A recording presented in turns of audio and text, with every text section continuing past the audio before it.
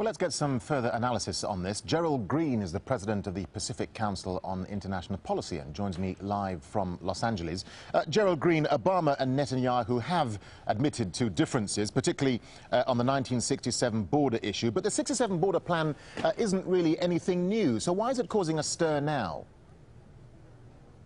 Well, again, I agree with you. It's certainly not new. It's a reiteration of what's been U.S. policy for many years, and this was eminently predictable. Each person is doing their job. I think Obama deserves credit for tackling what's an extremely contentious, difficult issue, just as a U.S. presidential election begins its next season, and on the eve of addressing AIPAC. And Netanyahu did what he was expected to do, which is to push back and to disagree. So it's not new. It's simply the same chapter yet again. So how significant is the timing of Obama's speech? As you say, a week before Netanyahu is to address the main Jewish lobby, AIPAC. I mean, some observers say it was a pretty gutsy move by Obama.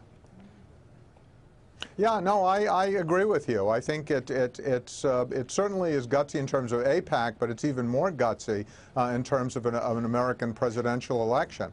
There are lots of Republicans traveling around the United States now trying to mobilize support, and certainly many of them will use this as a means to try and push back against President Obama and his incumbency.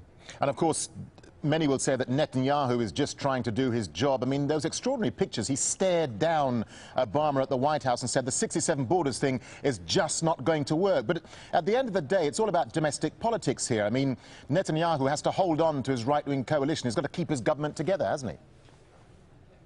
Absolutely right. I mean, all politics is local, and Netanyahu was speaking for not only, you know, the Israeli, the portion of the Israeli electorate that supports him, but also certainly those in the United States who tend to reflect his view and the view of his parties on Israeli security and U.S. Middle East policy.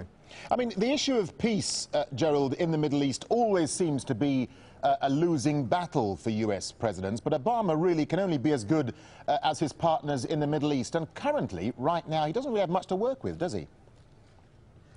No, not only does he not have much to work with, but it's within a context which is extraordinarily fraught with risk and uncertain. The situation in Libya, the situation in Egypt, Tunisia, Syria, Yemen, and so forth. So the region around the Arab-Palestinian sphere is itself very uncertain, and for him to tackle what, as you put very, very correctly, a very risky set of issues with not a great history of American presidents making much progress or achieving much success, really is quite remarkable. I think it's quite noteworthy, and I think he's certainly not doing this for political gain, so he's doing it because it's what he believes in.